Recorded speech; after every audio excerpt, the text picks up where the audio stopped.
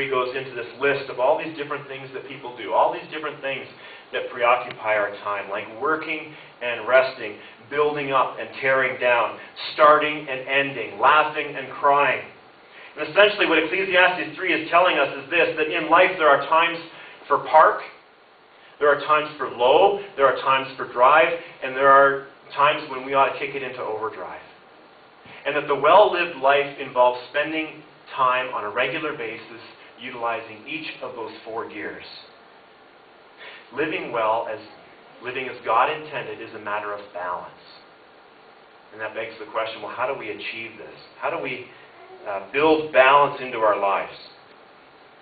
Well, I think if Oprah Winfrey was up here this morning, she might tell you that the place to start to incorporate balance into your life is to make a priority list. What are your values? What are your priorities? Write them on a list and categorize them in order from highest priority to lowest, right? And so maybe Oprah's list would look like, maybe it wouldn't, but this is a sample priority list. God, spouse or marriage, children, self, work, church, friends and neighbors, health, security, and civic duty. But here's the question that I have with regard to this whole priority list thing. Does such a list really solve our issue? Does it lead us to biblically authentic decision-making about balanced priorities in our lives? I don't think so. Because I don't think we love God and then spouse and then children and then self and then church. I think we love God, spouse, children, self, church, all at the same time. Similarly, we don't love God 100% and our spouse 95% and our children 90% and ourselves 85% and our church 80%. God's standard requires that we love all of them all the time. All of them all the time. One of the amazing things about love is that it's not a mathematical equation. It's not a mathematical entity. When divided, love multiplies. When divided, love multiplies. However you factor it, love remains an intact whole. I'll give you an illustration. When my son Eric was born, I was singularly devoted to him and loved him 100%. Now, 18 months later, when Alika was born, it wasn't as though I loved Eric 50% and Alika 50%. I loved them both 100% and was singularly devoted to both of them 100%.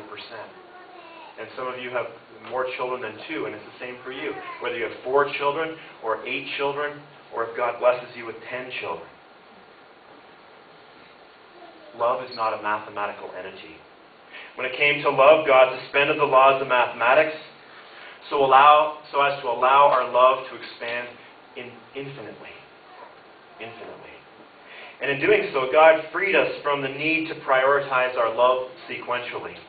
So if a priority list, as per Oprah or Dr. Phil, is not the way to go, well, what's the way to go? I want to suggest to you 4 steps.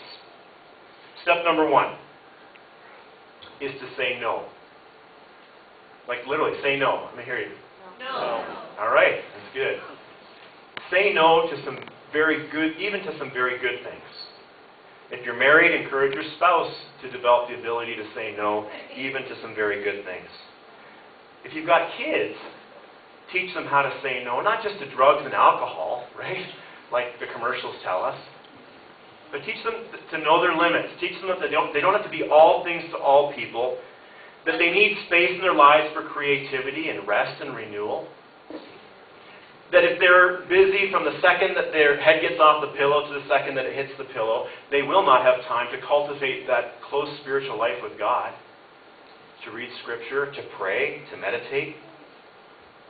I like to think of it this way in my own life. If I say yes to all the very good things that come along, I'll never have margin in my life to say yes to those excellent things that come along only every once in a while. Or, think of it negatively, if I say yes to everything all the time, then when a crisis comes in my life, then I'm going to have a crisis. Because I won't have any margin. One of my mentors said that if you're a leader, you've always got to build 5 to 10% margin into your life, because you never know when the phone is going to ring. You never know when someone has died. You never know when someone's in a crisis or when a family has lost a loved one. You've got to be ready at all times. But you can't do that if you don't have margin in your life. I think what holds true for leaders holds true for everybody. Step 2. First is learn to say no. Step 2. Honestly assess where you're at and determine whether you need to quit doing something you're currently doing. Now, at this time of year, that's not probably a very high likelihood, but as this year continues and as things get loaded onto your plate, you may have to quit doing something that you're currently doing. Some of us, maybe even now, are doing too much already. I think we all agree that having your children in extracurricular activities can be a good thing. But think back to last April and May. Remember what it was like, parents? Was it really necessary that your son or daughter was in 2 or 3 activities simultaneously?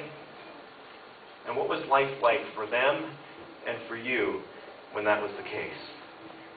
Sometimes building balance into our lives means quitting something that we're currently doing. Number 3, step 3, take control of your schedule.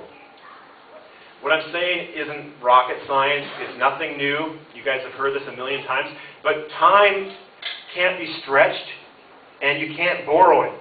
On any given year, no one has more time than anyone else, and no one has less time than anyone else. And yet, isn't it remarkable that some people seem to be able to do so much with the time that they have? And it's because they take control of their schedules. Taking control of your schedule, as I see it, means that you make time for the things that are important to you.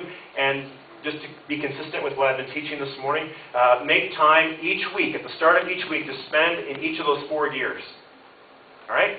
So, start of your week, you sit down with your day planner, your Palm, whatever, your Outlook, and you say, okay, when have I got time this week for park? What am I going to block off for rest and renewal? River City, Sunday at 10 o'clock. Is that a priority? Put it in your planner. That's a time for rest and renewal. Maybe instead of checking Facebook postings at the end of your day, you want to take a half hour or an hour at the end of your day for park. Just to reflect on your day, just to spend time with God, just to commit what you've been experiencing that day to Him. Block off time for park. Block off time for low. When are you going to spend time with family? Not just eating a meal. When are you going to spend quality time with your kids and your family? When are you going to spend time with your friends in the coming week? Block off some time for low. And then block off some time for drive, right? Mark your work schedule into your planner. Mark your exercise schedule into your planner. That's part of drive as well. It requires energy from you. And then the challenge, I guess, is overdrive. You can't really schedule time for overdrive. But you know you're going to have to go there, right? I think we know that on any given week we're going to have, anywhere from 2 to 4 hours that are just going to be like overdrive kind of moments. So realize that and build that margin into your life as much as you're able.